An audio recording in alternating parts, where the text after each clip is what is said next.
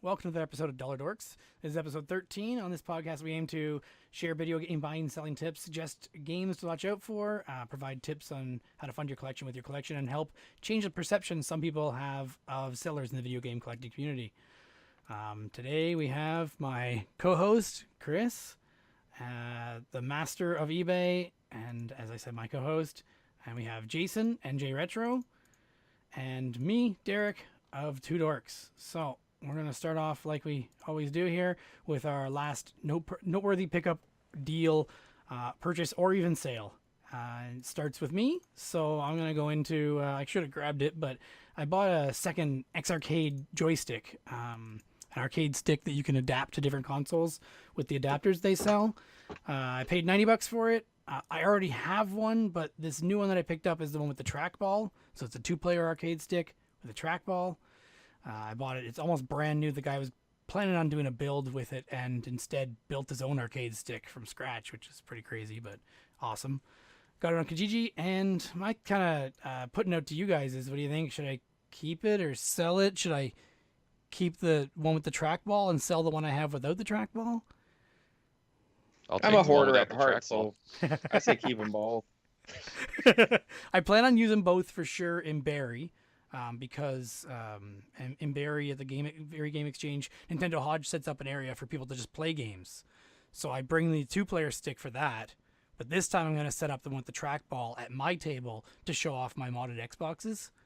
Nice. That way people can give it a shot before they buy a modded Xbox, hopefully. Is it is that thing user friendly on multiple consoles too? So, or is it mostly a PC based out setup? of the box, it hooks up with USB or PS2, like the old style keyboard port, not PlayStation 2. So it's only really for PC or a RetroPie or something. But you can get adapters from their website to work on any console. And it won't interact with the USB ports on a PS2 or not PS3? Out of the box, no. You have to get a PS2 or PS3 adapter. I have the adapters right here, actually. So this one is their adapter. Oh, where's my camera? Hooks from basically a serial port. That's their adapter. I've labeled it just so I know which one which. Hooks up to, this one is PS2 port, and then they also sell a PS2 to Xbox 360 adapter, and this together is their 360 or PS2 model of adapter. And then the other one I have, plugged in over there, I can't get it, but it hooks to PS3 with USB or original Xbox. Weird combinations, but I think it's just what's easier for them to adapt. They also have a 5-in-1 that connects to like Dreamcast, Wii, original Xbox, and I can't remember what else. GameCube, a bunch of other, and something else, I can't remember what else. But yeah, those are kind of the adapters you can get from them. The problem I have is from Canada, their adapters are ridiculous to buy because exchange rate plus shipping. Yeah. So I keep watching for deals on adapters. But Now, can you hook up both arcade sticks and play 4-player Turtles? yeah, I could. That is awesome. I need to get adapters to hook up original Xbox still though. So I could plug them both into PC and they would work out of the box. There's a switch on the back to change it to different controls. But I've just ordered PS2 to original Xbox adapter so that I can use the PS2 adapter on one stick and then use the original Xbox adapter on the other stick. That's cool. And hook them all up. So, and that'll be good for Barrie if I get it in time. We'll see whether it arrives in time. It's coming from China. Yeah, so I don't know whether I should keep them both. The biggest problem is they're bulky. They're big. Where the hell do I put them when I'm not using them? I have a controller shelf way over there, but it's already full. Yeah. I keep a hope chest, one of those big cedar hope chests in my game room, and that's where all my Commodore 64, my joysticks, all that big stuff goes. We have a leather ottoman that's just like that, and it's huge. It'd be perfect. Although I think it's separated in compartments though. But it's all kids' toys right now, so so that when the kids come down here, we can at least distract the younger one because she's only a year and a half. So yeah. All right. Well, I haven't really decided whether I'm going to keep it or not. It probably depends on whether that adapter comes in and if I find somewhere in the room to put it. If I can get rid of some of the crap I have on my shelf over here, I have a wire shelf, like one of those restaurant wire shelves, you know. And I just got to get rid of some stuff on there, like the 2-fix bin, and maybe that would make some room for it. All right, so next is Chris. Last thing, noteworthy deal, pickup, purchase, or sale. What do you got? All right. Well, I would say noteworthy. As you guys all know, Toys R Us is going out of business, and I decided to see what I can pillage from the rubble. And we have two that are within about 15 miles of each other, and they're actually two separate towns, but they're bordering towns. Anyway, so I went to the Fresno location, and it was picked clean. There was nothing but garbage left, so I decided to hurry across town to Clovis, the other location, and they were only having 10% off sales at that one, so still a ton of stuff. Well, I noticed a Mario display that it's essentially a double-sided Mario. Hold on, let me just grab it, I guess, since we're doing video. Yeah, I did see you put that on Instagram, but it'd be better to see it. Except for the audio listeners who don't. Nice standy. Right. So it's a two-sided Mario Nintendo display. It sits on top of their cabinets. I don't know if you can kind of see this. That's pretty cool. And it's got little magnets on the bottom, both sides. It's definitely from the Odyssey. Yeah, you know, but it's the new. It's not the new one. It's not too like. It's not like him throwing the hat that definitely makes it the new. Right. I mean, does he have the eyes in the hat? No, I guess it's just. It's pretty him. generic. That's good. Yeah, I like it. Yeah, I actually like it a lot. Anyway, so it's sitting on top of the their display cabinets. It was sitting there, so I went right to it. I grabbed it, found a clerk, and was like, "Hey, let me buy this." And then she's like, "Well, I can't. You got to go ask the manager." She pointed the manager out. Went over to him, and I'm like, "Hey, man, can you sell me this?" And he's like, "No, I can't sell it to you." And I was like, "All right, well, can I have it?" And he goes, "Well, you need to blame George." He went into this big George Lucas rant about how I guess George Lucas was suing Toys R Us because they were allowing people to sell old displays like this, right? Star Wars displays. So I'm like, all right. He goes, "Yeah, we're supposed to send them back and all this stuff." I was like, okay, that's fine. I wasn't gonna argue with them. I was like, whatever. I know this guy's going through a lot of stress right now, losing his job. So I went to put it back, and then he called me back over. He goes, "You know what? Fuck them. What are they going to do? Fire me?" Go ahead and take it. So I was like, all right. So I went back to grab it. And I'm not into Pokemon, but there was a Pokemon display too. Exact same thing, except it's it's Pikachu. So I was like, well, fuck it. I'll just take this one too. And there was a couple little posters I grabbed on the way out that were they have like these big metal standalone basically displays, like coming soon displays, and it had a pretty cool Mario Odyssey one in there, and it had a Link and something else, probably Mario Kart or something like that. So I grabbed all that shit out, pulled it out, and I was just taking all kinds of stuff on the way out. I was like, man, I could probably just start grabbing product at this point. They don't even care. Nobody even cared. Like, what I mean? They're just like, nobody looked at me, nobody questioned me. So I posted up on Instagram, and I guess I inspired a lot of people because then all of a sudden you start to see, thanks CWR2, and they had the exact same thing. There's one guy, I took a picture of it kind of where you could see like the Toys R Us banner, like the marquee in the background for the store, and like my truck is white, so it's sitting on the hood. Well, some other guy tagged me in his post, and he had it looked like the exact same pictures. I was like, dude, why are you why didn't you take a picture of your own stuff? Because he has a white truck. Oh my god! And he parked in front of it. I had to do a double take, except he had them on the opposite sides. I guess he wanted to distinguish the two. He put Pikachu on the left or whatever. So I was just like, oh, all right. So that was that, and kind of the only purchase I made of note that I thought was kind of fun is last year at the SoCal Retro Gaming Expo, this one guy was selling all these Nintendo Powers. They were mint. Really mint. And I was able to grab a bunch of key issues that I was missing. And so did Curtis, from Girlfriends Versus. He needed a bunch of them.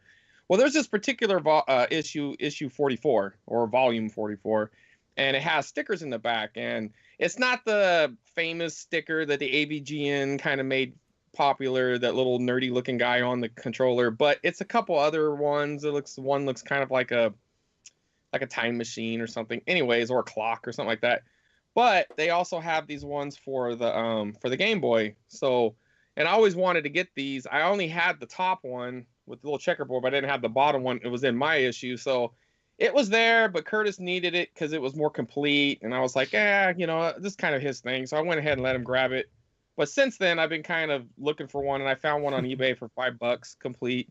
The magazine itself was a little bad shape. You know, the guy messaged me right away, and he's like, "Did you look at the pictures? Because before I send it out, I want to make sure you know." I was like, "Dude, as long as the stickers want to get bad feedback, that's good." Yeah. Right, and totally understand that, and I actually appreciate a seller who will, you know, have good communication with their customers or whatever. You know, I thought that was pretty good of him, and I was like, no, it's fine. I see the magazine looks like shit. I mean, it had like some water damage or something. It looked a little warped, but the stickers were fine, and that was the only thing I cared about. I was like, dude, I would even take just the stickers, but he's like, no, let's take the whole thing. I'm like, all right, that's fine. And I got a Bionic Commando, a complete in box Bionic Commando. I'm trying to. Well, that was the last one I wanted. I wanted to get my childhood top 10, like my favorites from as a kid, and that was always one that I used to like. So I picked that up, and fucking seller sends it in a bubble mailer. I can't believe he made it. You know what I mean? Like, I'm like, and so I messaged him. I'm like, dude, like, I didn't notice this little bend on the side, and it's not really that big of an issue because you didn't take a picture of that, and I'm assuming you're going to claim that it was already there, but why on earth would you send a cardboard box in a bubble mailer? I mean, the difference in price is negligible. 50 cents, 60. I mean, basically just the weight's not going to change much, if at all. Like, what the fuck is wrong with you, man? Here in Canada, the price is significant. It goes from $3 to $15 to mail. But I still wouldn't send a box in a bubble mailer. Well, but I mean, so even if you had a very small box, like something that you could customize a box, you can make your own box. Yeah, or, it still puts it up to $12.50. Well, okay, fair enough in Canada. But in the States, it's all about weight. I mean, granted, if it was a long box, then dimensions can come into play. But it didn't make no difference, man. Like, it could have cost him an extra $1. I would even have paid for it if he had messaged me and said, listen. Yeah. I mean, I would have been a little salty, I guess, if he did it after the fact. But nonetheless, I'd rather him done that than take a chance of, you know, destroying a box that was in really good condition, you know? At least there's the option to cancel it if you weren't happy with his options afterward. I could have been a dick and requested a return, but I would kind of be hurting myself because I actually got a really good deal on it overall. So I'm happy with the purchase. I just wasn't happy with his execution. Yep. Don't they have in the U.S. Don't we have that thing? If it's under 13 ounces, it's like the cheapest shipping rate, and then once it eclipses a pound, and it's when you sell through eBay, as long as you print your postage through eBay or PayPal. They go up to a pound. So a pound or less, it'll cap out like about $4.50, $5. It might even go up to $6 on the high end. Yeah. But anything in like the 4 or 5 ounce range is like $3 or like $4 or less. I think I got it for like $2.90, I think is mine. Right. If at 3 ounces you're under $3. 3 ounces or less, you're under $3. And there's just no reason. I mean, we're talking about $1 here, and I understand you're trying to make as most as you can, but it's not worth the negative feedback. Nope. You know what I mean? And he could have passed the price on if he thought about it ahead of time. Just put the price into the system as higher for shipping, and note that it's not a bubble mailer. He could have easily had done that. Just adjusted the ounce or whatever. Instead of selling it at 4 ounces or whatever he sold it at, he could have sold it at 6 ounces. Or whatever. Yeah. A lot of times I'll do that when I'm guessing on a weight where, like, you know, sometimes you have to anticipate how much the box weighs. So I'll just raise it up to a pound, and I'll just be like, I know it's not going to go over a pound. And if the customer is fine with paying the $6 shipping, then nobody cares. You know what I mean? And if it's under a pound, I make another 90 cents or whatever. You know what I mean? And essentially I got a little bit more out of it. I ship out fast. I feel like they get their money's worth. I don't have a problem with that. But I will give you one other story about this is a sale. So I don't know if you guys ever had any problems with selling something through eBay and then getting contacted from them saying like maybe there was an account hacked or a stolen credit card attached or whatever. Well, a few years ago, well, probably a year and a half ago or so, I had sold a PlayStation 2 and shipped it out, did everything I was supposed to do, and I got a message from PayPal that my transaction was frozen and that they took the money back, right? And I was like, whoa, wait a minute, what? And then so I called them and they go, no, as long as you got your tracking number in, we do this ahead of time. So if you haven't shipped it yet, we'll freeze it and then just cancel the sale. But if you've already shipped it, then you've done your part, and we're just gonna eat it. So I'm like, okay. So I put in, the tracking number was already there. They just didn't do their homework. Anyways, they gave me the money back, and about 2 weeks later, I get the package back. This was a case of someone's eBay account being hacked. So people were making purchases on their account, messaging people saying, "Hey, can you switch the address?" Okay. Well, they had messaged me asking me if I could send it to Indonesia, and I'm like, "No, that's up to you. When you get it, you could ship it to Indonesia." Yeah. I should have connected the two that it was a hack at that point, but I've had requests of people saying, "Hey, can you ship it to my cousin or whatever?" And if it's in the States, as long as it's verified through an eBay email, I'll do it. Because that's official contact. That's an official. Yep. It's an official request from the customer. There's no issues. But this one Indonesia is a whole other country. I'm not going to do that. And I'm not going to add more. And all that crap. Yeah. Right. I mean, if you want to pay me more, but you should have contacted me ahead of time. And so I just ignored it and shipped it out. Well, then, like I said, I ended up the person who actually got it was honest enough not to keep it because they got their money refunded. Yep. They actually shipped it back to me. So I got it back. I already had the money from the first sale. I never even opened the box. They didn't just refuse it. They actually paid to ship it back? Okay, they did. No, they just refused it, and it came back. They just it was making really sure nice. they didn't accept it and then pay to ship it back to you, because that would right. be like, and I've had that situation too, where someone got something and actually paid to ship it back, and never. And I even tried to refund. Asked them. They just ignored me. So I was like, well, whatever. But anyway, so they shipped it back. I got it. I looked at it. The box obviously hadn't been opened, so I just hit relist and sold it again that day. Sold it twice. So yeah, I was loving it. So anyway, so I had a situation that came up. I had this lens that sold a couple days ago, and it sold at night, so I hadn't packaged it up yet. I was going to do it first thing in the morning. And sometime during the night, I had got an email from eBay and a message in the message, but I didn't look at it yet. I woke up, I was getting ready for work, and on my way to work, I happened to look through my email, and I saw that it said scam alert, and it was from eBay. So I opened it up, and it was like, someone created a fake account and was using someone else's credit card, blah, blah, blah. If you haven't shipped it out yet, please don't do it. Well, I know how it's going to work. eBay's going to cover me, and they make lots of money off my fees. So I went ahead and pretend like I didn't read that email and went ahead and shipped it out anyway. So thank you, eBay. I appreciate the extra $40. Might not be the most ethical thing, but I don't think some of their fees are ethical either. So I agree with that. Yeah. So anyway, that's that. So that's my high school I didn't year. see the email. Because there's no proof that I got the email. They didn't. There's no. I made sure not to open the message within the app. Yeah. I left that alone. So sitting there unopened. I'm like, oh, I never noticed it. Sorry. All right. Well, that's it. That's my story time. All right, Jason. Yeah, I haven't seen you guys in a while, so I have a little bit of pickups, but I'll kind of rapid fire them. So, I got a backwards compatible PS3 for free. My buddy Trash Picks and Scraps, and he found it in the trash. So I'm not sure if it works, but haven't gotten around to testing it yet. But it's in pretty decent shape, and it has an SD card reader jammed in it, one of like the micro SD card readers. Yeah. So, and it has a Rock Candy dongle on the front. So kind of neat for free. Like resell that Rock Candy dongle to someone who's missing it. Exactly. I flipped the bill for the giant Ni no Kuni box set. Oh God. This came completely free through GameStop trade credit. That's not bad. Brought in a bunch of garbage scratched games and got it for free. My Brawler 64 controller came in from Kickstarter. Nice. Now, have you tried it yet? I have not had a chance to try it yet, but it is really comfortable.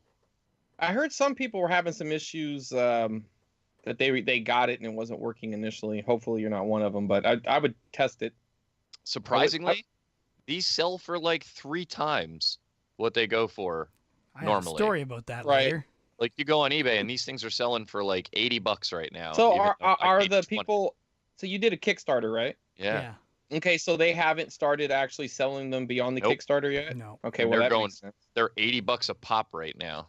That's insane. For some stupid reason. See, I love the Nintendo 64 for collecting, and I have a lot of fond memories of playing it, but I don't know if I can go $80 for an N64 controller. Well, when they release, the gray ones are going to be $30. Yeah, I'll wait. Yeah. Plus, I love the original controller. I don't know why everybody hates it so much. I think people with small hands might have an issue with it. I can see that. I think people are being dumb and they're trying to reach across for the joystick. Right. Yeah, you have to. If you're going one way, you hold it one way, and if you're going the other, it's very simple. My wife hit up hates the stock N64 controller as well. It's so comfortable. She just never grew up with it, I think. Yeah. I hit my local flea market, and a lot of sharks out that day, and I found a table that was selling games for $1 a piece. Yeah. And I got a lot of it's already gone from the convention, but I picked up a Dragon Ball Z Tenkaichi 3 on PS2 with the bonus disc for $1. Nice. The label had water damage, but I put it on the table for 25 and it went, because it normally goes for like $60. Yeah. He had this on the Vita. Yeah. Senran Kagura, but the game's not in it. Everything else is. It has the case for the game, just no game. But for $1, I'll take a collector's edition. Yeah, why not? Buy the game off eBay somewhere cheap. Like wait for a deal and then put it in. He had. I also picked up loose disc, Mega Man X5 and X6 for $1 a piece, and Shenmue 2 on Xbox loose for $1. So I don't know why everybody passed them up. Other guys had been to the table and they all walked past them. Weird. GameStop pickup, Odin Sphere on PS4, which this game is fantastic if you haven't played it yet. Schoolgirl Zombie Hunter, because it was on like clearance cheap. Huh. And Atari Flashback 1 and 2. Nice. I do not recommend these. No. I was so excited to grab these because they've dropped in price. They're like $11 a piece now. Now you know why. The lists of the games in them are horrible. There's a couple good. They have like each disc has like 8 arcade games, or like arcade releases, not the Atari release, which is kind of cool. But the Atari releases, it's just piles of crap. Now, are there any paddle games on there? There are. I was playing Super Breakout. Okay, now how do you get around that? It is terrible. Okay. You can use the analog stick, you can use the D-pad, or you can use the touchpad on the PS4. I see. It has sensitivity control, so you can adjust it down to the slowest sensitivity so that it makes it kind of smooth, but it just controls like shit. And the ports are good. The games play fairly well, but the list, there's like 10 AAA games for Atari that you want to play on there, and the rest of it is the bottom of the barrel shit. A lot of sports games. I don't get it. I wanted to play Keystone Capers, and it's not on there. Like Kaboom's not on there. It's tons of really good Atari games are there other Activision games on there? I think there was. I don't remember off the top of my head. But actually, because the Kaboom's, I mean, that doesn't make any sense. That's a marquee title. Exactly right. Like I mean, unless they were being held back because of Activision or third-party developers or something. Yeah. Buddy of mine was clearing out a bin of garbage out of his basement. It was like a Wii, some junk consoles, a GameCube with all the layover stickers on it for Smash Brothers, and a bunch of other crap. It was all really ratty. A lot of roached Game Boy discs, GameCube discs, and I bought the lot off him for $120, which was way more than I wanted to spend. But I immediately took almost all of it. I had an Atari 6 Switch and like 20 games with it. I took as much as I could to GameStop and got $150 back in cash. So I made $30 and I got to keep everything else. The Atari games, I sold off the whole lot of 10 games for $20. And what I kept out of it was this guy. Oh, dude. A Wyco boss in the box, which I've never seen the box. I love that kid's face on there. It's awesome. It's so good. Like, look at these people on it. It's just great. Now, when you say a 6 switch, was it a heavy sixer or a light sixer? No, light 6. All right, but you can tell the differences by looking at them, yeah? Oh, you can tell the difference by the weight. Well, the weight, but if you never picked one up, you might not know. Like, how it has the rounded corners for the heavy sixer. And I mean, that's all I know. Handling consoles, like, you can, if you've got a light and a heavy, holy crap. Absolutely. I agree with you, but I mean, I've had people who assume that it's a heavy sixer, and I'm like, well, you could see it's light sixer just by the curvatures on when you look at the front of the system. If it's more rounded, it's a heavy. If it's more of a V coming on the corners, it's a light sixer. But now you know the thing about the Sunnyvale, California sticker on the bottom? I do not. I'm not an Atari guy. Okay, so here's a little tip for you guys. If you want a very expensive Atari Heavy Sixer, now any Heavy Sixer is going to be worth something anyway, but to get the top value, and I'm not saying beautiful in box top value, I mean the loose console top value for a Heavy Sixer, if it has the Sunnyvale, California sticker on the bottom, and sometimes they're just missing, but they were produced and manufactured in Sunnyvale, California, which really relatively isn't that far from where I live. It goes up. Like, they're very collectible right now. I mean, you're looking at over $100 easy for a Heavy Sixer.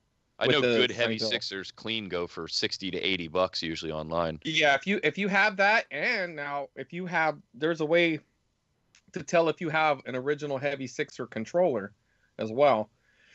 On the top of the joystick where your thumb would go, if it's concaved, that's a Heavy Sixer. Also, the cords are a little shorter. And if you really want like the upper Mecha Elite for that, they used to have these little on the top of the Heavy Six or the joystick where your thumb would go. There's a little it would say Atari right there, like a little something that it was a logo that was kind of stuck to it, not a sticker, but like it felt kind of hard to your finger.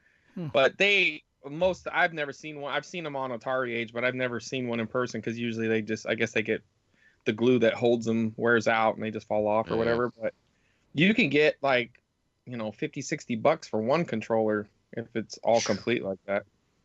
It also had a loose Waco too. I picked up a loose Waco in that bundle as well. Which I'm a C64 guy, so you stay home with me. Right, because they all the adapters on the end they work for all of them, right? Yep, you could use Genesis controllers. You can use all that stuff. It's all compatible. Anything with that 9-pin DIN on it is all good. That's amazing to think of it. Can you imagine now? Like, I mean, now I know everything's wireless, but even wireless, like you can't just grab an Xbox controller and play on your PlayStation 4 without some sort of modifications done to it. But this was like sold at the store, and the fact that when Genesis came out, they didn't change the design any kind of blows my mind. You figure they would have came up with their own connector or whatever, but it's the exact same connector as the Atari. The thing that freaks me out is, well, actually, aside, I just noticed this. It's got I don't know if you guys had it where you are, but Clover. I didn't have Clover, but I love old stickers like that, man. Hopefully you're the kind of guy that doesn't take them off. No, God, that's staying because I shopped at Clover all the time as a kid. But the odd thing is, as being a Commodore 64 kid, I didn't have an NES. I had a Commodore growing up. And I don't remember buying Atari joysticks. We had them. We had paddles, we had joysticks, all kinds of different variety, but I don't remember any of us ever buying them. I don't know where they came from. And I have have you ever seen the Commodore? They look just like an Atari joystick, but they're just white. Yeah. I picked one of those up in a lot. That's really cool, man. They got it's the exact same button too. Yeah, but it's a trip how it's like these manufacturers were selling the same product to these rival companies.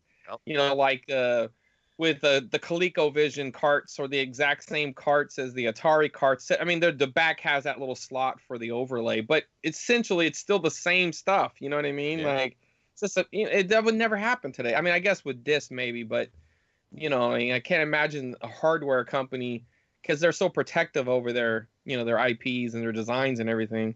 Like, can you imagine like an Atari adapter? Well, yeah, exactly. You could play it on there. It's like that would never happen, man. I mean, it could, but it's just crazy. And then the last thing I got, well, it was two things. I picked up. It'll actually play into what I got in my tips later on. But I went to a sale. I won't say what it is yet, but I picked up a lot of DS games, a couple Wiimotes. Everything was under $5 a piece. One of which being a good tip for anybody who's out there picking up DS games. In the dollar bins of the really crap DS games, look for Disney's Tangled, because I don't know if it's a good game or not, but GameStop gives you $10 a piece for them. And it's usually one of those bargain bin leftovers. Yeah, if you could pick up a stack of them, you can get yourself a Nintendo Switch. But I picked up a bunch of stuff, and most of that I went straight to GameStop again, unloaded it for cash, and got my recoup and got to keep a couple things like the Wii Motion Plus remotes and stuff.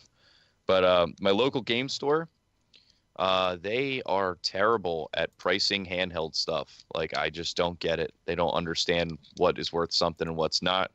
So these were kind of cheap, but they are cheap anyway. I picked up Denki Blocks for $3, little puzzle game. D&D Eye of the Beholder for $3, and then the big ones I got was Disney's Aladdin for $6. This is the Super Nintendo port, so this game's super fun. But that's like a $25 game they had for $6. Yeah, I never see that. Yeah, and the big one was they in their bargain bin, their $3 bin. I picked up Astro Boy, Omega Factor. That's another tough one to find. That's like a $40 game now for $3. Exactly. But that's kind of it for like the big pickups recently. And a lot of what's still here is going to stay. I mean, like the PlayStation 3 may end up going, and probably the Atari games for PS4 because they suck. And Astro Boy is out in my convention setup right now. It's in my handheld display case for sale. Gotcha. So you going to you having a convention going on right now? Yeah, that I guess they later into the show, but I had I didn't see those show notes because my co-host didn't send me any. Small show, like 2,500 people. So that happened the 31st of March. It's always Easter weekend and Halloween weekend. Awesome. And that I'll get into, I guess, when we get into like goings on and what you're selling and stuff. Okay, cool. And you got the notes. You got them already. Yeah, I know. I didn't read them. There we go. Truth comes out. All right. Yeah, truth comes out. So the next section. Try to throw you under the bus. Yeah, thank you. I appreciate it. Next section. What are you selling? So tell us about something you got on eBay, Kijiji, eBay, for sale, local swap, anything like that, or something you're considering selling soon. Starting off with Chris. Well, right now, last week when I was yard selling and swap meeting and stuff like that, I was driving from one swap meet to another, and I spotted out of the corner of my eye something blue, and on this lady's rack, and I'm like, I'm not okay. Anyway, not that particular rack, her clothes rack. And I'm not a big clothes shopper, but I've had some experience with like NBA jerseys or the satin NFL coats from that late 80s, early 90s era.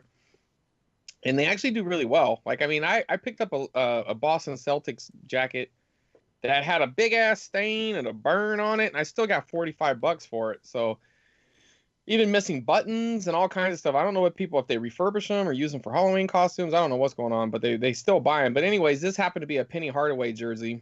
So for the Orlando Magic, he used to have a very popular campaign where he had this little puppet going around with him, Little Penny and all that. So drove around the block, stopped, went in there, asked her how much, and she just wanted $2 for it. So I'm like, oh, I'll do that all day. I don't even know what it's worth, but I know it's worth more than that. Apparently, it's pretty hot right now. He's just been hired as a coach, so I guess there's a renewed interest in him. And so I got it listed right now for $45 plus shipping, and I got like 22 watchers on it, and it's like almost 300 views. So I might be a couple bucks above what it must go for, or I probably would have sold already, but I'm willing to wait it out. So if you want a Penny Hardaway jersey, large, if you can fit in it, buy it. Obviously it's getting a lot of attention. So that's something I'm trying to sell right now. And a bunch of models. I went back to that.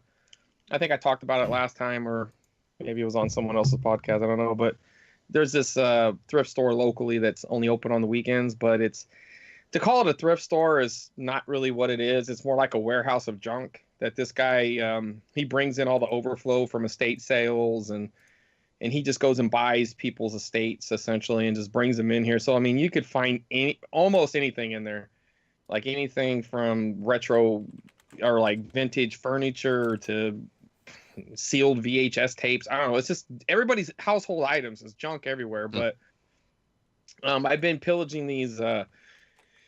He bought a big model, like a aircrafts and ships, like a bunch of like military models from.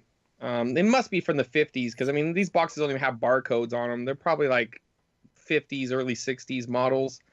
And man, I've been killing it with them. I mean, most of them are going for $30 plus, and Nice. I went back and grabbed another stack of them. Like I can't help myself. I'm trying to get every single one. This time I think I picked it dry, but it seems like I come back and some more pop up. So I haven't given up yet. I'll probably go tomorrow just to double check one more time. But man, I mean, I'm able to get these big. He has like a hold table, right? So I just start piling up all the stuff on this table, and you know, at this point, you get to a point where you're only shorting yourself if you don't continue to add to the pile, because he always starts at a certain number. Usually his number's like $100 or 75. So I'll come in lower, like substantially lower. I'm like, well, how about 40? And we usually end up at 50, or at least the 2 times. But this last time his helper was there, and I mean, the pile was no different than my normal pile. And he's like, well, let's get 25 for the models, because I already had the models there, and then I added some more to it. And he goes, how about 35? So I'm like, right off the bat, I'm already like way lower than the other guy normally is. So I was like, how about we do 25? Or he's like, I was like, you know what? Meet me in the middle at 30 then. Let's just do 30. And he's like, all right, we'll do 30. And I'm like, I sold 2 models that night for $60. So can never not haggle. That's right. You have Exactly, to, man. I mean, even if you know they're gonna say no, it doesn't hurt, because and another tip I'll give is like the reverse haggle. Like when somebody really wants you to give them a starting number and you kind of know what you'll pay, right? Don't start with that number. I see too many people do it. Never start with that number. If you know you'll pay 50, don't say 50, because now you got nowhere to go but up. Yep. You know what I mean? Always gauge what you think is low enough to not offend. Right. And sometimes it's okay to offend. There's a way to deliver an offensive price. You know, if you come at somebody aggressive, you're going to get aggressive. You know, they're going to be aggressive back. So do it kind of sheepishly.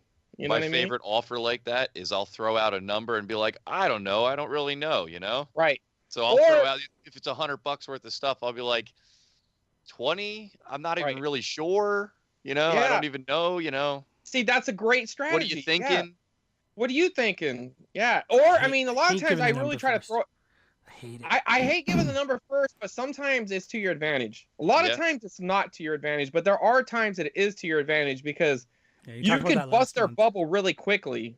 You know what I mean? Yeah. And now they're on the defense. Now they're reevaluating. Now they have to go up, but they can't triple it. They can't. I mean, they can, but you know what I mean. Like now, anytime they increase it, they're considering what your offer was, as opposed to now you're considering what their offer or their initial price was. You know what I mean? Now they're trying to sell you on it. You know, you're reversing the situation on them, and so don't be afraid to throw out a number. Just work on your delivery. You know, my easiest thing for making offers when people won't throw out numbers, especially with video games, is take the big titles that are in there, talking, you know, over $20, and retail value them to yourself in your head. And that's your max. Mm-hmm. That's my max. Everything else that's there is free. If they're $2, $5, $10 games, all that little fluff crap, that's going to be my profit margin. I'm willing to pay up to retail on those heavy hitters, and everything else comes free. Absolutely. And now there's another lower than that. I'll hold my tip. We got tips at the end, so I'll hold. I got a tip coming, so go ahead. It made me think of one. Go ahead. Back to you, Derek. All right. Well, the next thing's on me. So what am I currently selling? I got just 11 eBay ads right now. I got 8 GG ads right now, but most of the stuff that I have, I'm saving for the Barrie Game Exchange, which is coming up on May, I wrote that wrong, 6th. Sunday, May 6th in Barrie, Ontario.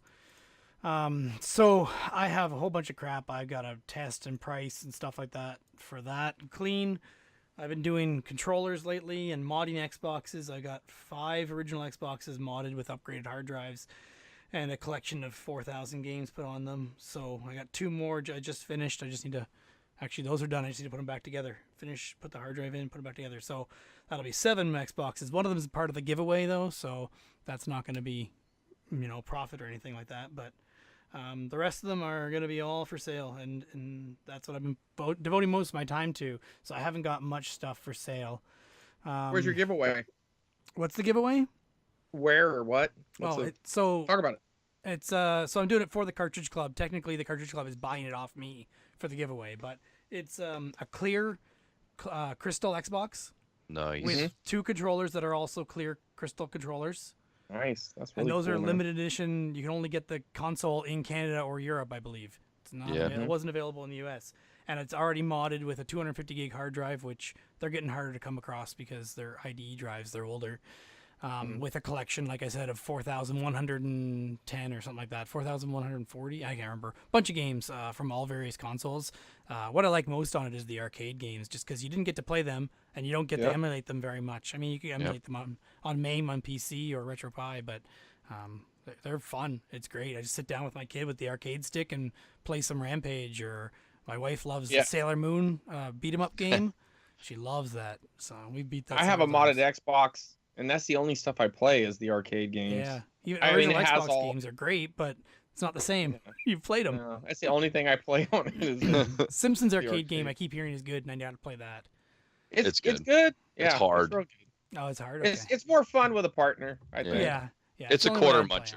It's a quarter. It's definitely a quarter muncher. And that's easy when you got the arcade stick or when you got it emulated. You just press the coin button over and over and over again. I think that's just select on an Xbox. Some console or some arcade games let you put unlimited coins in the console too. Like you just press it over and over, and other ones limit you to like 9. I think the Sailor Moon one does. So yeah, those Xbox consoles. Hopefully, I can sell them for like just a regular black modded console, one controller with the AV cables. I'm hoping to sell it for $100, maybe $150. I've seen people sell them for. I'm not sure what price point I want to put it at yet, but you know what I noticed about the Xbox that kind of surprised me was those original controllers. What do they call them? Dukes. Dukes. Yeah, those prices are kind of going up on those. Are they? So they're increasing popularity. Yeah, they just remade it as a wired Xbox One controller. Apparently they're popular. I found it's actually the first one I've come across. I got a little Xbox lot at a swap meet for $5. You know, I didn't know if the console were. He didn't know either. He just told me go ahead and take it. Ironically, it also included a NES Zapper for some reason. I'm like, okay. Yeah, you told me about that one. Yeah, I was like, I'll take that. The one you couldn't get the drive tray open on. No, it did open. That one. Oh, you weren't sure if it would open. That's what it was. I wasn't sure. Yeah, I didn't know if it was going to open or not, but it did. Yeah, $5. Yeah, and it had a game in it too. They're always a gamble because there's so many problems they can have. I've got a closet full of ones that are broken, and I'm just gonna use them for parts. Right? Pull the power supply out of one, and hard drive. Yeah, you had said that tip about using you can just to get the drive to work. You can tap the top and tap the top to get it. So you hit the button when it starts to flash and it doesn't come. You tap the top and that'll make it let go. And then you use a Q-tip with some alcohol and clean the belt inside. You're best to tip it upside down and look in there and clean the belt and eject. And like you can even push and pull the drive lightly as you run the Q-tip along that belt to clean it up. And it just gets rid of whatever's causing it to be loose. It's probably just slightly a bit of wear on that belt. That belt can also break, but that's less likely. Right. Because it's basically just a rubber band. Dries out. Yeah, and gets dirty. Yeah, like you said, tip. So, yeah, I was going to go into something, but it doesn't matter. Moving on to Jason. What do you got? Like I was saying earlier, I had the convention on the 31st.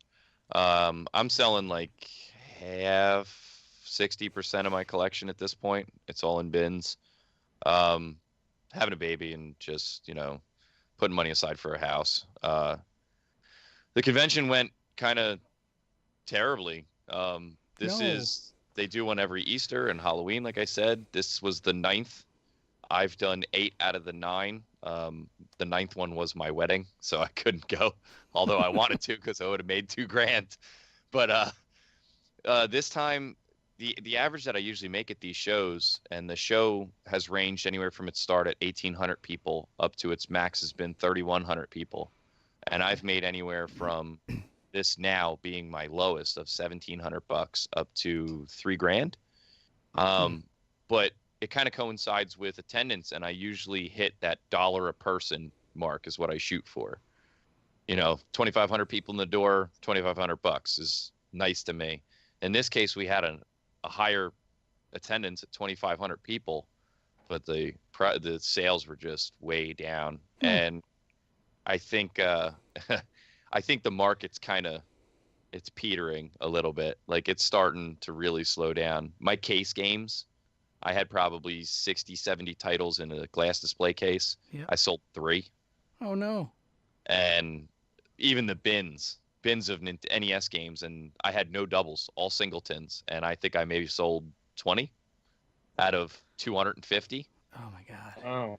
Yeah. So, and it's my prices. I'm always the cheapest at any show I go to because it's just me. I don't have a store. Yeah. So I usually do whatever between price charting and eBay sold listings and game value. Now I'll shoot for 20% at least right off the top of whatever those numbers are, and then sometimes even more if I want it to move. But at least 20% off the top, and still a lot of tire kicking, not a lot of buying. Normal people that I see buy a lot, we're not buying. So I'm starting to see the change. You start to see the shift when you do this often. And yeah, so I have a toy show coming up in 2 weeks. Tables are only $20, so even if I do terribly, $20 ain't bad. Yeah. And that's going to be like retro toys, games, comics, action, all that kind of stuff. At our local flea market, they're doing a specific show. A guy that has a little shop at the flea market, he's throwing a little show for everybody. Nice. I love those things, man. Those kind of like those collector specific swap meet. Yeah, I'd be surprised. I have a feeling I'm probably going to do almost as good, if not better, at that, and it's going to cost me 1/10 of what I paid to do the show, and less time. So how much? So you said you how many days did you go to that last convention? Was it 2 days? It's a single day. It runs from 10 to 5. Okay. And it still wasn't too bad. You still did pretty well for a day's work. That's what I was thinking. You did good. Yeah. But I mean, I just know what your expectations were or whatever, right? Yeah. Considering what I brought, like usually in the past I bring my overflow, and I sold more in the past of my overflow than I sold bringing out the single tins off the shelf, mint condition stuff. That's a pretty tricky weekend, though. Yeah, I mean Easter. It does well. We get 2,500 people. That is a lot of people. Yeah, you're right. I mean, it's still a lot of people. Yeah, maybe just interest shifting. To get in. Cheap show. It's like an all-around show. It sees the show hosts break it down into type of vendor, and so if they've got 50 vendors there for the day, 5 of them will be video games, 5 sell toys, 5 sell board games, bunch of artists. Like he tries to not flood it with one type of vendor. You get a nice mix of everybody. And I always bring the most games out of anybody. And so if I'm only doing that, then those guys are doing even worse. Yeah. I hear a lot of people saying that toys are selling better these days. Yeah, but they take up so much more space. Yeah. And the profit margins are terrible on toys. Oh, see, this guy that I was, maybe not brand new ones. The guy that I heard talk to owns basically a pawn shop, but for movies, games, and toys in Oshawa. So it was near RetroPixel. Mm-hmm. And he was saying that he makes way more profit on the toys and they sell faster. But that's like old action figures and stuff. So he's probably buying it real cheap, right? Loose figures. If you buy them under $1, you can usually flip them for $3 to $5 for generic action figures, if they're not actually good ones. And it sounds like he's only doing good ones. Like he's going out and buying all the limited edition statues from video games, or he's going out and buying old turtle sets and stuff like that and selling that stuff for decent prices. I mean, like they are high prices in my opinion. I always did good on action figures. I sold a lot of toys at like the flea markets and stuff, but it just takes up so much more space. Yeah. And the weight is there, it's not small and compact like games. Yeah, and then displaying them to because games, you can bring a whole bunch of games in a bin, and then action figures, you gotta set them out for people to be able to see them. That's the way I look at it too. Is my sales, I bring them in those under the bed plastic totes. Yeah, and that's how I arrange them out. I have 2 10-foot tables, so it's like 8 or 9 of those bins. I usually come back with one completely empty from a show. Like I'll mix, I'll shrink things down, and I come back with one empty. I didn't even empty a half of one this time. So you don't sell any online, or do you? Like on eBay or? I prefer to sell in person just because eBay they are a bitch for buyers. Pardon my language, but they hate the seller nowadays. It used to be they side with you for anything, but now you could send out a game that's in mint condition. The guy goes, oh, you know what? It's got a dirt speck on it. I don't want it. Yeah. And they are immediately going to side with him. And I have a completely different experience, man, but I get it. I'm always curious to hear other people's point of view, but I get an eBay operator on the phone and it's over. 100%. I just had a guy a friend of mine sold what was it? It was, sorry for my dogs. My wife just came home, but he sold a, what the comic was it? Oh, a first appearance of Deadpool. Okay. He just sold X-Mutants 39 or something like that. Yeah, right, and it was graded. It was a 9. I think it was a 9.2 grading. He sold it. He got like $800 on eBay for it. It showed up at the guy's house. In his description, he had tons of pictures, full disclosure on everything. It got to the guy's house, and literally, I think the guy had buyer's remorse. Is all it was. It got there, and he filed a claim with eBay immediately.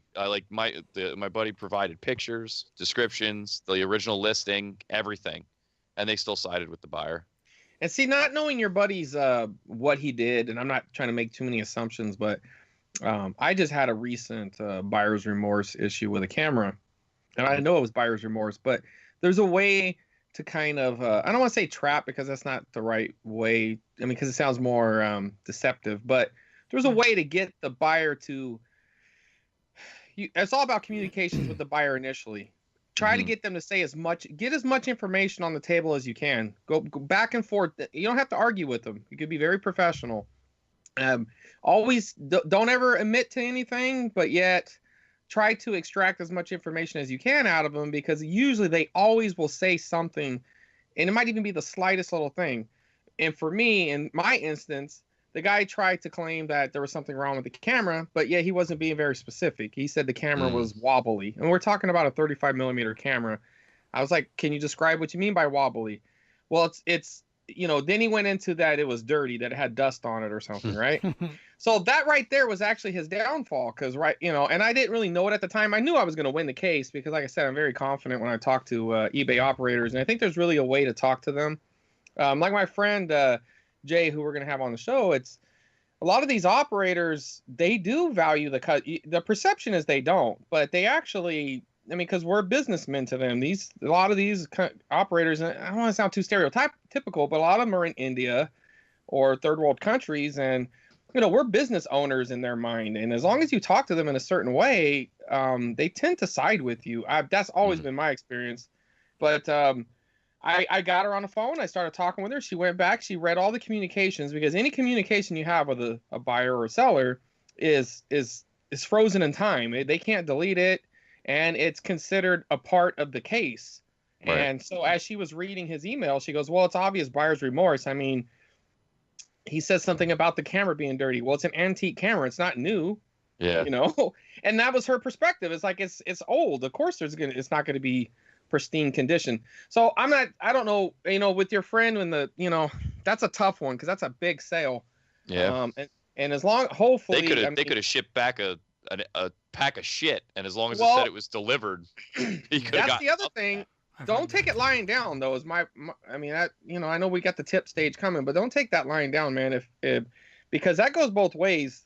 Just because they say it's no good and send it back, you don't have to, like, this. It isn't over yet. They don't have the money yet. It's frozen, yes, but they haven't got their money back yet. You could continue the case, but always get an operator on the phone. Always talk to an operator.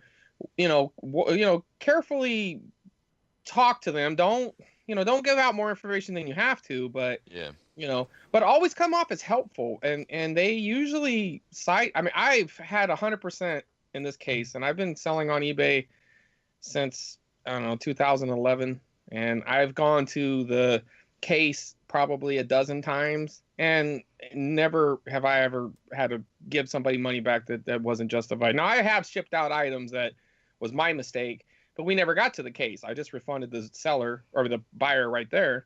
Everybody makes mistakes, but not being nefarious, I wish they still honored the no returns policy. Now, they honor it, but the problem is the customers, they try to circumvent it by claiming there's something wrong with it. Plus PayPal, now you can get around. Yeah, with PayPal they can get around. You want. It's guaranteed returns. Yeah, that's true. PayPal is an issue. Most of them don't go through PayPal, thankfully. Yeah, PayPal can create issues. But what I would say is, as long as you don't have the item back, they will not give them their money back. I had a situation where this guy claimed the item was broken, and he just shipped it back to me. He didn't even tell me he was going to ship it back. It just showed up at my house one day, and I got it, and I opened it, and it was there. So we started talking. Right. But as soon as I got it back, the game was over. I had no recourse, and I didn't realize that at the time. But the PayPal operator said, because I was like, look, I can show you video of it working. And like, we understand, just relist it and sell it again because you can't have the money and the product. Yep. And I was like, okay, so. But yeah, I got the toy show coming up, so I'm hoping to do a little bit better there. I'd like to move some materials, but I mean, like you were saying, Chris, like selling online, I'm probably not going to do Craigslist out here because Craigslist out here is a crapshoot. We have a lot of shitty areas where I live. And Facebook Marketplace, I'll probably do some Mario, Sonic, simple stuff, and some system bundles because that's the easiest way to sell those. But I'll be eBaying a lot of games, especially harder to find stuff like that Aladdin for GPA. That's a game that I guarantee you I'm only going to get what I want for it selling it online. Yep. So I have a lot of stuff like that, like Game & Watches and some oddball games that I know they sell for a lot, 40, 50, 60 bucks, but I'm not going to get that anywhere but online. I actually have a friend who's a pretty big Game & Watch collector, so maybe we should talk before you. I've got 5 really nice ones here. Good. You know, he's got a pretty nice Game & Watch collection, so anyway. Do it up. All right. So moving on to the next part is the tip corner. Share any buying, selling tips. Anything that annoys you that people buying or selling do, and where do you find deals? So starting off with Jason. I got kind of 2 things. One plays back to the original. My pickups was check handheld games at game stores. Like a lot of times these guys know what console stuff goes for because it's very common and it goes in and out of the store. But handheld stuff, there are a lot of very expensive, very obscure games that you would never know by just looking at them. And a lot of these game store owners don't, or they have guys that work there that just price stuff and put it out and they don't know. I find most of my best deals, like catching guys slipping, on handheld games, very rarely on console stuff. And my other tip is, this goes to places to look, and I hate giving out, my little honey holes like this, but I went to the sale where I picked up the Wiimotes and the DS games. It was a children's consignment sale. And if you check your Facebook listings, these are ones where everybody goes to get rid of their baby clothes, their baby toys, their preschool, play school junk for other parents to come and buy for their kids. And every one I've ever gone to, I have always found video games at. I have never run into another person buying them, and I've had the pick of the litter every time I've shown up. You know, the funny thing is you say that, and I was just looking through because it's raining over here, and there's a children's consignment sale going on at the fairgrounds. And I looked at the pictures they were showing. It was all toys and car strollers and bullshit. And I was like, fuck that. And now I'm like, come on, let's wrap this up, guys. I got to get to that sale before it's over. Last year when we went to the same show, I picked up 4 Wii U games back before the Wii U prices started to drop. But it was, I think, Pikmin 3, Mario Kart, and I think one of the Kirby games. And they were $3 a piece. I mean, like, and this one I picked up Wiimotes, Wii Motion Pluses for $5. All the games, I picked up a sealed copy of No More Heroes. That was one of the other things I picked up. Sealed No More Heroes for $3. Like, it's a bunch of stuff because nobody's looking for it there. They're looking for kids' toys and clothes. That's why they're going. And the other spot to look, which this is going to come as a shocker, is automotive swap meets. So my local racetrack, Englishtown, which I hate to say it, but it's coming up next weekend. It's where I'm going. I have murdered it at automotive swap meets. That's where they go to sell classic cars, car parts, tools, and people bring garage sale crap with them when they're setting the stuff up. And I usually, those big landscaping wagons that you pull behind you? Yeah. Yep. I will guarantee you I fill one every single time I go. One full wagon. I spend maybe $100, $150, and I come home with $600 to $1,000 worth of stuff every year. One of my best toy pickups was at an auto swap meet sale. I got dragged to it because my uncle wanted to go, and Nobody he wanted thinks to look about it. And I'm looking around, I'm like, what the fuck? What are all these Star Wars figures doing here? Oh. Yeah, it's a And the bill. guy's like, yeah, $20. You might run into one other person, maybe 2. Bill of but you usually have STCP pick of the pod litter. goes to those too. Yeah, and this one that I'm going to, there's God, there might be 400 vendors, 400 to 500 vendors, at least, and it's $10 to get in for the day, and I clean up every year. Think outside the box, folks. Yeah, I got to start looking at some of those. There's none in my town that I've found yet, but I know there's ones in towns like within 40 minutes or so away. And then Bill's one, which is like an hour and a half away. The other good thing about those is they tend to happen on weekends that other big sales like that are happening. Like this one's next weekend. There's a ton of community yard sales, block sales, and stuff going on that those people that are hunting for that stuff, they're going there. They're not going to the auto swap meet. Yeah. I have a hard time passing up on block sales, though, man. I see way too many sharks at them anymore. Jersey's a very densely populated little state. I'm a pretty big shark. Yeah, I get a lot of sharks around here. It's crazy. All right. So moving on is me. For tips, don't shy away from gift cards for places you already shop or you can buy games. I just recently was looking at Kijiji, which is a classified site like Craigslist, and gift card had popped up for $50 for a $70 gift card for a local game store, Microplay, which buys and sells games but also sells brand new. So I met up with the guy at the store, had him verify the value, immediately bought it off of him, and then I used it that day to buy a game for free that I'm going to make money off of because it was badly priced. And it was a PSP game, a handheld game. Nice. Marked it for $5 and it's worth $20-$25. So, yeah, don't shy away from gift cards. I also found a Steam gift card for Steam, online game store. And that was a $100 gift card that I got for $70, I believe. No, $80. $80, yeah. So that's basically anything I buy with it is already 20% off. So the guy had it, and he had got it as a gift from somewhere and doesn't play Steam. All I did is bring my phone.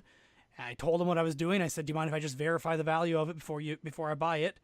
And I entered it into my account because there's no way to check the value of those cards without buying them, without adding it to your account. So I added my account right there and gave him the money. So he was fine with it as long as I showed him money right now that I had it on hand rather than enter it in my account and bail. Sucker. Run. But a lot of sites like GameStop and Best Buy and all that let you verify a gift card value before you buy it. So always bring your phone and make sure you can do it. Yeah, if it's an actual card, a lot of times you just call the number on the back and type in or a website too, because a website's easier to do in person while you're there than the phone call, but because you don't want to have to wait in a call queue or something like that while you're at someone's place.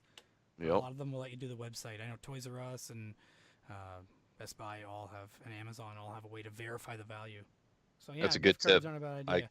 That's a great tip. I do have a lot of guys, or I've seen a lot of people around my area that buy gift cards, and that's like their way of making money. But they usually have like a percentage they have to have off before they buy it. I think it's like 70 or 80% before whatever. They pay 70% of value. Yeah, $75, I think the one guy said he'd pay. So, yeah. That's my tip. Chris, you're up. All right, I got two. One is it's more of a seller, an eBay seller tip to kind of protect yourself. I had a friend who's really leery of selling it because he's afraid that he's going to get scammed. He sold kind of a rare game on it, and they opened it up and put a reproduction board in it, which I don't know why. I don't know, whatever. So they sent it back claiming that, hey, you sent me a fake game, right?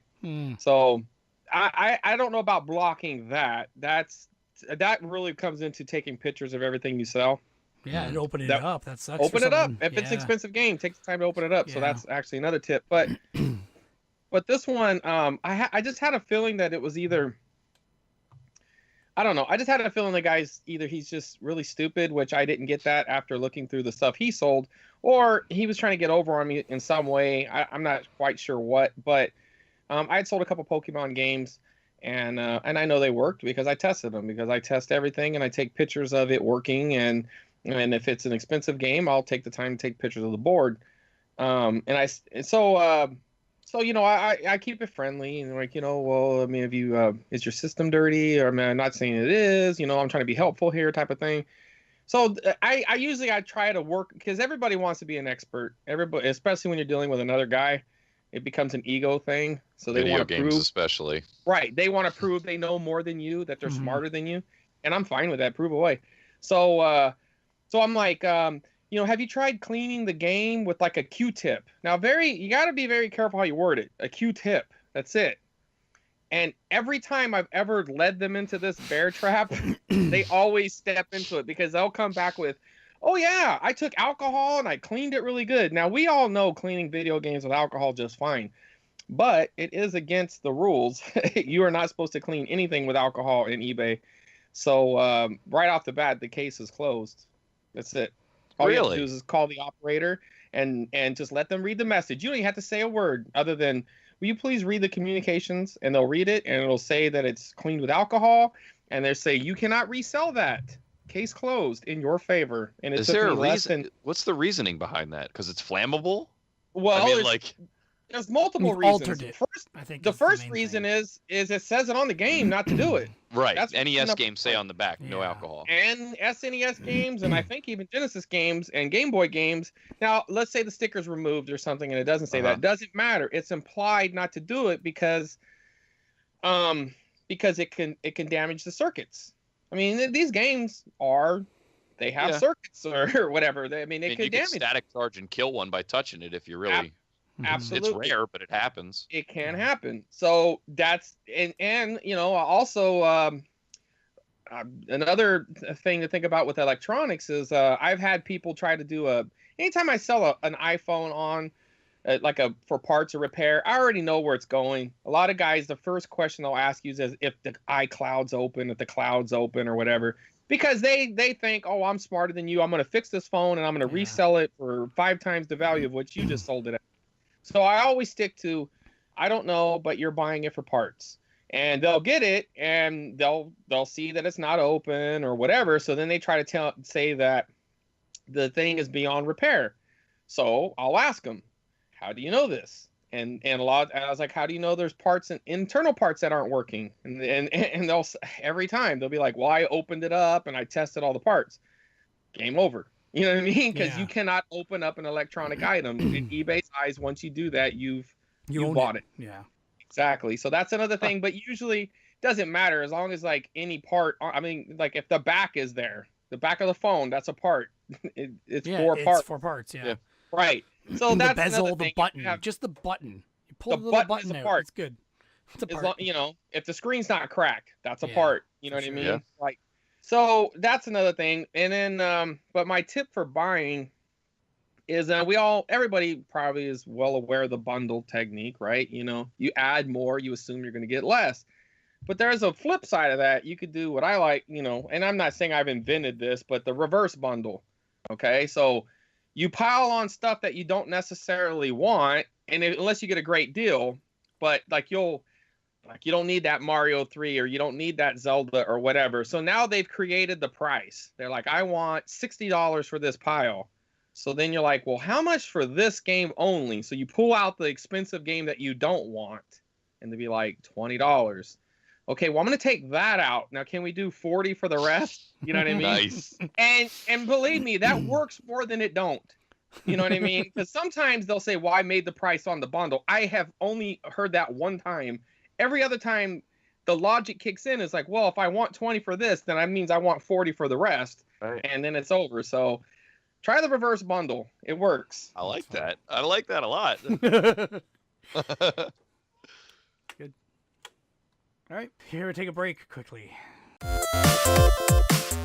This is Player One of the Cartridge Club, and I wanted to take a second to tell you about Bonus Barrel. BB is made up of developers, artists, and testers from within the gaming world, and they bring their knowledge and insight to every show. Topics ranging from gaming culture to development cycles, you don't want to miss what these insiders have to say. Every Wednesday, you can get your fill of Rob, Seiji, Lef, and Shelby wherever you listen to podcasts. And we're back. So moving on to the next section is story time. You have a story to tell, any failures, lessons learned, etc., etc. Starting off with me. So, Retro Fighters N64 controller, Brawler 64. I picked one up as well on the back Kickstarter. I backed it in August. It was $49 Canadian, shipped to Canada. So quite significantly more than you got it for yours for. But I noticed that several of the people in the Cartridge Club were selling theirs off. So I thought I'll sell mine too. I never even played it. But I sold it, and after all fees and shipping, I sold it for $97.79. Jeez. So there is a known problem with it where the left shoulder button, if you hit it and try and move the joystick to the top left side, it can get caught. But I have no problem when the part comes in. I'll just ship it to the guy. I still have his address. I'll just ship it to them and say, here's the part that they sent me for fixing it. Most reviews cover that problem, but when the Kickstarter first happened, they actually gave the impression there might be more colors coming. Yep. And they never did the other colors in that Kickstarter, so I got a gray controller. What I really actually wanted was the clear green controller. So they're doing a second Kickstarter now that you can back now to get it in September. Apparently, we'll see if they make the dates or not. It's Kickstarter, right? But I bought the clear green for another $48 or $49, and this time I'll actually use it. They'll have the shoulder button problem fixed, and I'll actually take it out of the box and use it this time. See if I like it, and maybe prices will be crazy then too, but I don't know. I'm betting there's going to be one color that no one ordered and it's going to be high or something crazy like that. But anyway, I wanted clear green. I got clear green, and we're good. The clear purple seems cool because that's kind of an ode to the clear purple controller that was pretty common for the N64, but I didn't want to get that because it's purple. So that's my story. Moving on to Chris. I bought a bunch of stuff. Feel free to skip. You've told 10 stories already. I know. I built a cabinet recently. Oh yeah, I don't know how it ties into selling stuff, but you need somewhere to put your stuff. What's that? You need somewhere to put your stuff. Right. You got to do that. With buying like the store produced shelves, a lot of times they'll run you I don't know, anywhere from $50 to $100, and in a lot, for me personally, usually the store bought shelves are too deep, so then you start to clutter everything in front of it, and it looks like shit. So I just build my own, and you go to Home Depot. There's kind of like I wouldn't say bargain bin, but they're lesser quality wood. You could pick them up for $8 a board or whatever. They'll do 2 free cuts on the board, so know your measurements when you get there.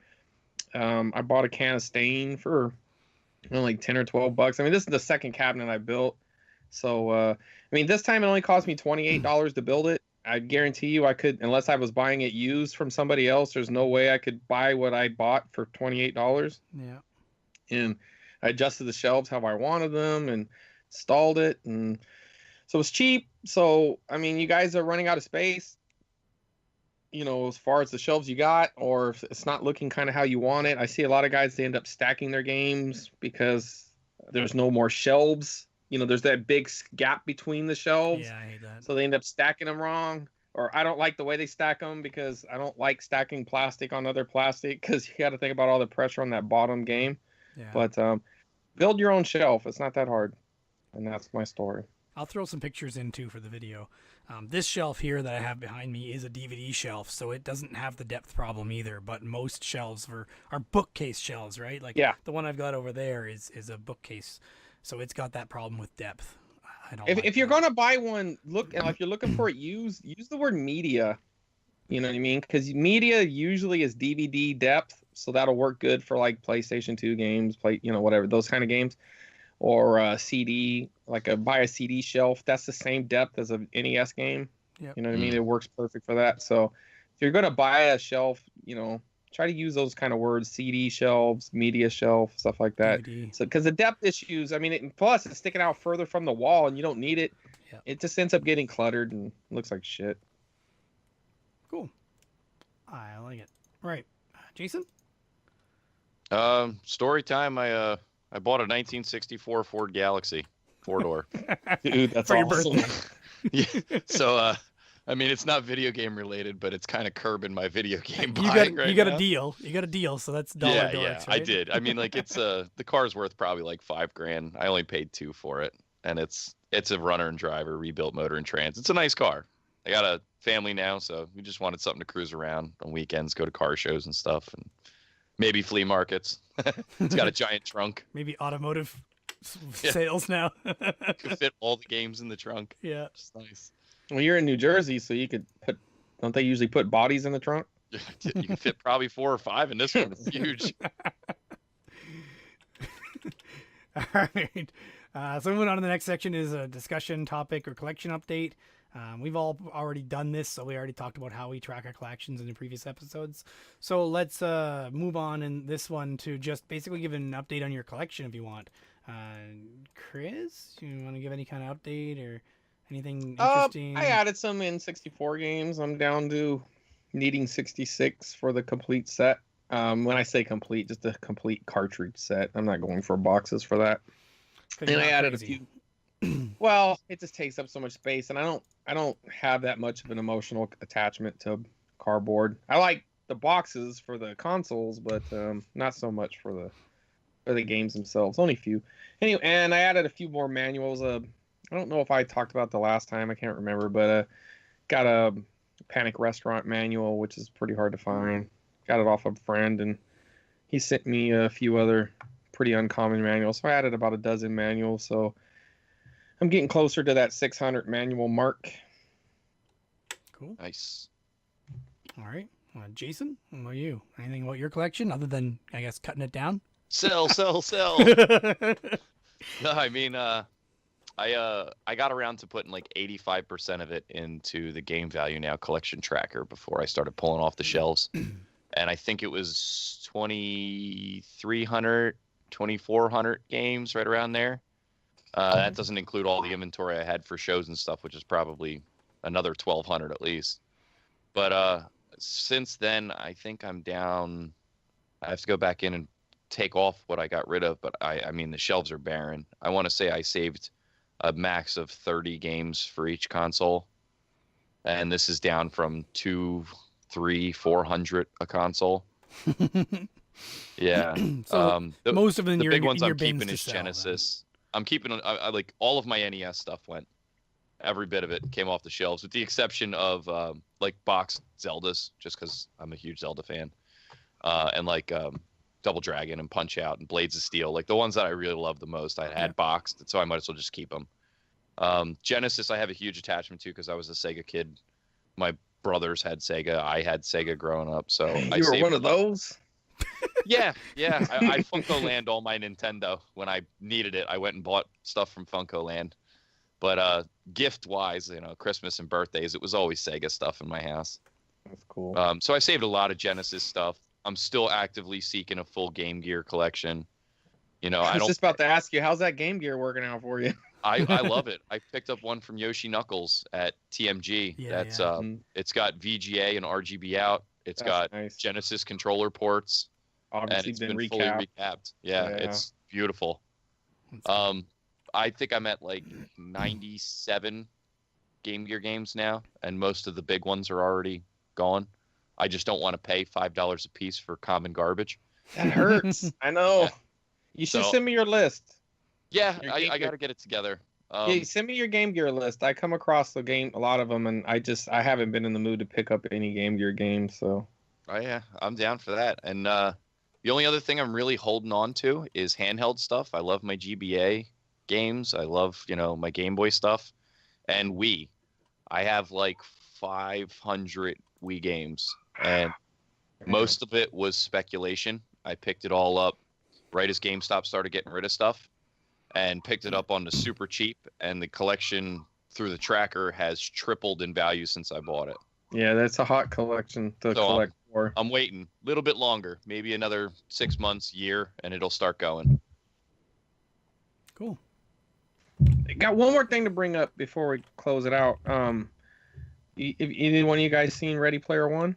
Yeah. I haven't seen the movie. It's my favorite. I haven't seen it. I don't really read many books, but apparently, because of that, the adventure cart for Atari has shot up in price. Yeah, I saw that the picture label ones are going for about $20 a pop. You try like 50 or 60. I've seen them all over the place. But yeah, I 50 or 60 I has saw that. box ones at like $80 was the common now. And I saw one at 170. It was ridiculous. But yeah, I mean, I'm not saying they're all going to complete sell at that, but I've seen several completed sales in the 50 to 60 range, and a lot of auctions that are getting up that way. I don't know how long this little renewed interest in the game is going to last, but dollar games too. So right, if you have a stack of them, now's the time. If you want to get rid of them, jump on. When I mentioned that I flipped those Atari games, the 10 games for $20. That was one of them. There was one of them in there, and it had the manual, but this was, 2 weeks, 3 weeks before the movie came out. Oops. It is what it is. I don't have They were Adventure. free, basically. I checked my shelf after you said that, and I'm like, Adventure's not one I don't have. I don't have very many Atari games, maybe like 10, but my wife grew up with it, so... All right, so for me, I've been mostly buying lately, so I haven't been doing much selling, and therefore I am $900 in the red, $900.65 in the red for my entire collection right now. So that's like, I've paid $965 for my $11,000 worth of stuff. But I do plan to make that come up after Barry, after I go and sell a whole bunch more stuff. Last time at Barry, I made over $900. Or sold $900 worth of stuff, so hopefully I get that much or more again. I'm definitely bringing different stuff this time. I'm bringing tons of modded Xboxes, which will be big ticket items, and then I'm bringing a whole bunch of stuffies. I've been finding stuffies for good prices lately, like Mario backpack and Pac-Man Ghost, the orange one, and a Spock 50th anniversary Star Trek pillow. Neat stuff, but nothing I want to keep because I don't need that many pillows in the house. My wife already has an obsession with pillows. So hopefully I can bring that money back down to $0 or more so I can get some buying power to buy some more stuff for myself. I also haven't backed off on buying things for myself either, so I've picked up a lot of stuff for myself lately. What did I pick up? Well, the tank stick. The X Arcade tank stick, and I don't know. I'm trying to look through my spreadsheet here to quickly see, but nothing useful. By the way, for reference, like you were saying, the 900 and it's 11K. Yeah. When I finished with the collection tracker, that like 2,300 games was 37K.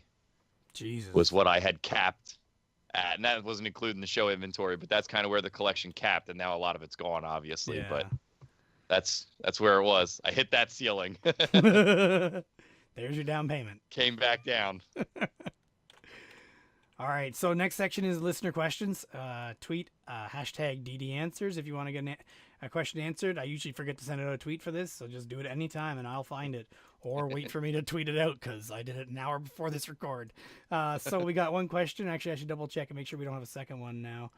I'm doubting we have any more, but I should just double check to make sure. But our first question and maybe only question, our only question is from It's Rocket Sauce, another member of the Cartridge Club, and he says, any deals I should be taking advantage of at GameStop at the moment? To Jason. Not right now, really. There's a 25% extra trade credit going on towards anything, which is nice. It's not just games. Usually when they offer the big trade credit boost, it's for just games. But 25% extra trade credit on systems and accessories can net you some decent cash. Oddly enough, there's a funny, I don't know if it's a glitch in the system right now, but I got a buddy of mine who just offloaded 500 gig Xbox Ones, the original basic one. Yeah. You're getting 140 cash for right now, which is pretty solid considering you can buy one of those right now for $200 brand new. So that's crazy.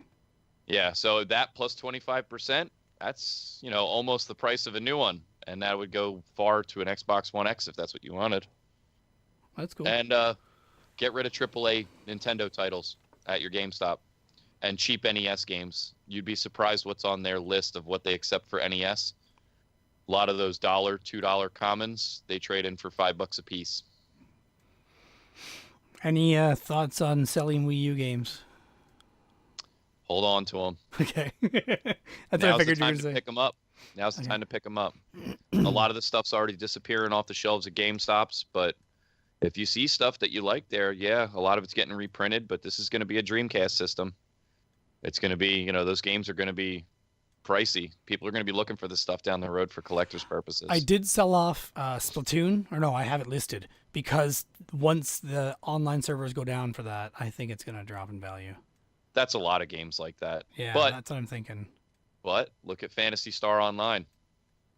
Phantasy Star Online for the GameCube, the base one's $50, and the plus is like $85. But why? Did someone bring up offline or hacked servers or something? There are private servers, but it's not a common thing. It's just who knows? Yeah. There are online games like that that are worth money. You also Daytona USA Online Edition. It didn't sell a lot.